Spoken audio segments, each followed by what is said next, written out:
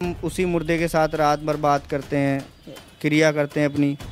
तो जिनकी जो समस्याएं होती हैं वो हमारी आत्माओं से ही ख़त्म हो सकती हैं और आत्मा से ही हम ख़त्म करते हैं। घर में ऊपरी चक्कर हो जाता है, किसी के आस पड़ोसी कड़वा देते हैं, उनको हमारा सिर्फ गंगा का आदेश ये है कि आप किसी के साथ गलत ना करो। लेकिन आज गंगा माई की इतनी कृपा है कि आज हम खुद का दरबार लगाए बैठे हैं। तो हम गंगा माई को उनकी अर्जी देते हैं, उनके जो पूर्वजों के नाम होते हैं उनका नाम होता है, जो उनकी समस्या होती है वो गंगा को अर्जी देते हैं सीधे शनिवार को, जो शनिवार को हमारा भव्य दरबार लगता है।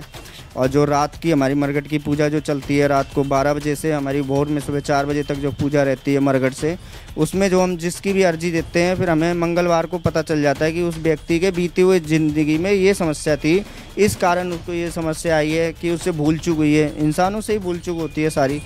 तो उनकी भूल चूकों को उनको रास्ता समझाया जाता है कि आप इस रास्ते पे जाइए, उस रास्ते को छोड़ दीजिए तो आपका जीवन सुधर जाएगा। तो कुछ लोगों का जीवन सुधरने में 1 से 2 हफ्ते लग जाते हैं। वैसे गारंटी है 7 शनिवार में उनका जो भी दिया हुआ काम है वो सफल रहता है। भटपुरी से बिलोंग करते हैं हम और नाम हमारा कृष्णा मिश्रा है, ब्राह्मण है। पिताजी भी हमारे पुरोहिताई करते हैं। बचपन से ही पूजा पाठ का ही काम होता है घर से भी। पिताजी का भी यही सपना था कि बच्चे को बड़ा विद्वान पंडित बनाने का भी उनका एक सपना था। गुरुकुल भेजा था बचपन में उन्होंने हमें। तो संसार में कुछ है ही नहीं, संसार की ये मोहमाया है, जो मोहमाया को हम त्याग चुके हैं। ऐसा जोड़ा है गंगा माई ने कि 1 साल पूरा हो गया हमें, जो हम बिल्कुल घर बार सब त्याग करके पूरा साधना गंगा माई के चरणों में ही रखा है। हमने अपने आप को समर्पण कर दिया है। आप सभी का स्वागत है हमारे चैनल में और मैं हूं आपके साथ रेहान। आज हम एक बाबा जी के पास आए हैं, अघोरी बाबा घटघटवासी पंडित जी कृष्ण मिश्रा जी, अघोरी बाबा कछला वाले। तो सीधा इन्हीं से जुड़ते हैं और इनसे जानते हैं। नमस्कार, आपका स्वागत है हमारे। जी नमस्कार जी। सर, बाबा जी मैं ये पूछना चाह रहा था कि जैसे मैं देख रहा हूँ कि आपका सिंहासन है और ये मतलब आपने राख वगैरह भी जो है रख रखी है, क्या मतलब इसे क्या कहते हैं वैसे? ये भभूति है और ये माँ गुरु गोरखनाथ की समाधि का ये है। इस पे भभूति और भगवत पूजा करते हैं, लगाते हैं आसन।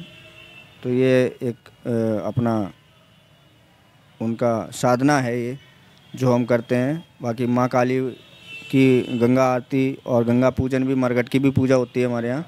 बाबा जी मेरा पहला सवाल जो होगा आपसे ये होगा कि कितने टाइम से आप जो है इस कार्य में हैं और कब से आप सब कुछ त्याग के और अपना ये जो है कार्य कर रहे हैं?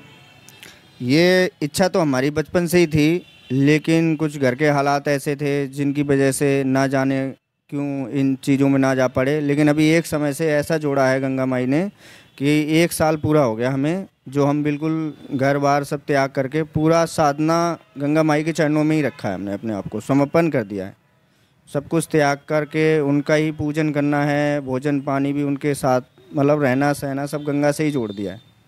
इसकी क्या वजह रही कि आपको इतना प्रेम गंगा जी से है, इसकी क्या वजह रही? क्योंकि जितनी उम्र अभी हुई है फ़िलहाल में, तो सारे लोगों से प्रेम करके देख लिया। घर में जो रिश्तेदार हैं, खुद के अपने पर्सनल भी रिलेशन हैं, सबसे प्रेम करके देख लिया, लेकिन कोई प्रेम का कोई महत्व ही नहीं है। तो क्यों ना जीवन का सारा जीवन प्रभु की सेवा में ही लीन करना है। जो समय बीतते करना है तो समय के साथ कर लिया जाए। जैसे कि लोग करते हैं कि 40 की उम्र हो जाए बुढ़ापे में कि भजन पूजा करना चाहिए, बुढ़ापे का समय होता है। जब हमें जाना उसी रास्ते पे है तो हम पहले उस रास्ते को तैयार करें। जैसे कि हम एक बच्चे को जन्म देते हैं तो उसका मेन सपना होता है कि अपना घर बनाए, परिवार के साथ रहे। तो जब हमें अपना घर परिवार ही सब प्रभु की शरण में ही देना है और जाना ही उन्हीं के पास है, भेजा उन्होंने है। तो संसार में कुछ है ही नहीं, संसार की ये मोहमाया है सिर्फ, जो मोहमाया को हम त्याग चुके हैं। पंडित जी आपका नाम जो है, मैं एक बार आप ही से जानना चाहूँगा, आपका पूरा नाम क्या है? क्या आपका गांव है, ये सब मैं आपसे जानना चाहूँ। ये मेरा ज़िला बदायूं और थाना बिनावर, ग्राम घटपुरी पड़ता है। घटपुरी से बिलोंग करते हैं हम और नाम हमारा कृष्णा मिश्रा है, ब्राह्मण है। पिताजी भी हमारे पुरोहिताई करते हैं। बचपन से ही पूजा पाठ का ही काम होता है घर से भी। पिताजी का भी यही सपना था कि बच्चे को बड़ा विद्वान पंडित बनाने का भी उनका एक सपना था। गुरुकुल भेजा था बचपन में उन्होंने हमें, लेकिन कुछ कारण की वजह से गुरुकुल भी छोड़ा हमने सारी चीज़ें अपने मन की मर्जी से ही की, त्याग भी, समर्पण भी, सब कुछ भी। लेकिन आज गंगा माई की इतनी कृपा है कि आज हम खुद का दरबार लगाए बैठे हैं और जितने भी हमारे भक्तगण जुड़े हुए हैं, सबकी समस्याओं को देख कर के, और आजकल का रहन सहन खान पीन जो दुनिया का जो रीति रिवाज हो गया है, उस चीज़ से ज़रूरी है कि समाज में एक ऐसा आदमी हो जो लोगों की समस्याओं को समझ सके। तो पंडित जी क्या क्या आप करते हैं? जैसे आपके भक्त आपके पास आते हैं, भक्तगण आते हैं, तो क्या उनकी क्या क्या समस्याएं रहती हैं और किस तरह से आप उसका निवारण करते हैं? तो घर में हर एक छोटी छोटी बड़ी बड़ी समस्याएं होती हैं। किसी का घर में ऊपरी चक्कर हो जाता है, किसी के आस पड़ोसी कड़वा देते हैं। उनको हमारा सिर्फ गंगा का आदेश ये है कि आप किसी के साथ गलत ना करो। जिसने गलत कर रखा है, जो गलत संकटों में आदमी जूझ रहा है, उसे आप काटो।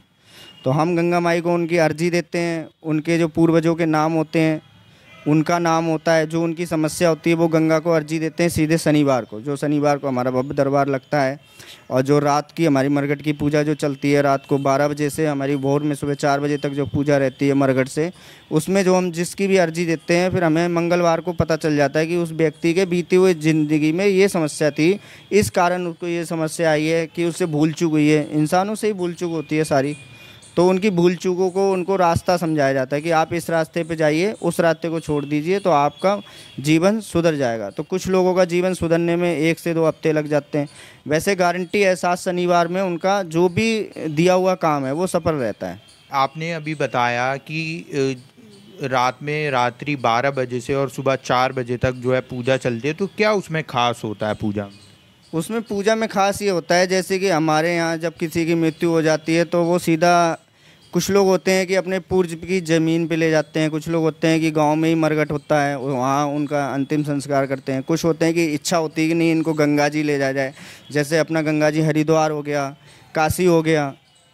काशी में तो इतना भव्य रहता है कि मुर्दू जगह तक नहीं मिलती है काफ़ी समय तक। और ये अपना जो हमारा कछला घाट है, यहाँ भी ऐसा दिन कोई जाता नहीं है जहाँ पे गंगा स्थल पे जो क्रिया होती नहीं है। तो हमें वो क्रिया पे आत्माओं से जो हम बातें करते हैं, जो आत्माओं को पीड़ता होती है, जो जिंदा पे आदमी ने जो कष्ट सहे हैं, वो मरने के बाद भी वो तड़पते रहते हैं कि हमारी ये आखिरी इच्छा थी कि ऐसा हो जाता।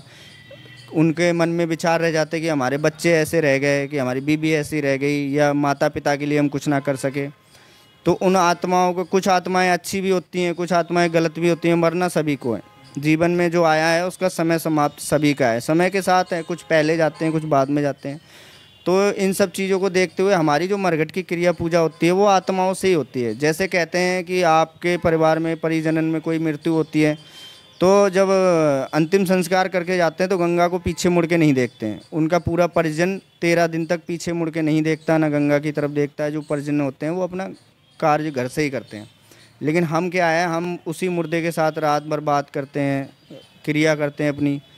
तो जिनकी जो समस्याएं होती हैं वो हमारी आत्माओं से ही ख़त्म हो सकती हैं, और आत्मा से ही हम ख़त्म करते हैं। अभी जैसे आपने बताया मरघट की पूजा होती है, तो जैसे प्रेत से भी आप बात करते हैं, तो किस तरह का वो एक माहौल रहता है? तो आपके सामने जैसे कुछ जो है प्रेत भी आए होंगे, आत्माएं आई होंगी, आपसे जब वार्तालाप वो करती हैं, तो किस तरह का माहौल एक रहता है? माहौल तो एक बिल्कुल डरावना माहौल हो जाता है। हर किसी की बस की बात नहीं है। अघोड़ी साधना पूजा करना एक डरावना माहौल हो जाता है। उनकी चीख पुकार भी सुनना, उनसे बातचीत करना, या उनकी मर्जी है वो कुछ भी कर सकते हैं आपके साथ। तो आपको मंत्रों द्वारा उन पे कब्जा पाना। वैसे मंत्रों से और साधना से बड़ा कोई शस्त्र ही ना कोई यंत्र है। जो मंत्र हैं उन्हीं से उन पे शक्ति पाई जा सकती है, उन्हें काबू बस में किया जा सकता है। फिर उनसे पूछा जाता है। जैसे हमारे कोई देव देवता होते हैं, पूर्वज होते हैं, उनका जैसे कि हम लोग दरबार बनवा देते हैं, स्थान बनवा देते हैं, किसी पेड़ का उन पे वो करवा देते हैं कि आप इस वृक्ष के साथ रहिए, यहाँ आपका स्थान बनवा दिया है और आपकी पूजा हम यहीं देंगे।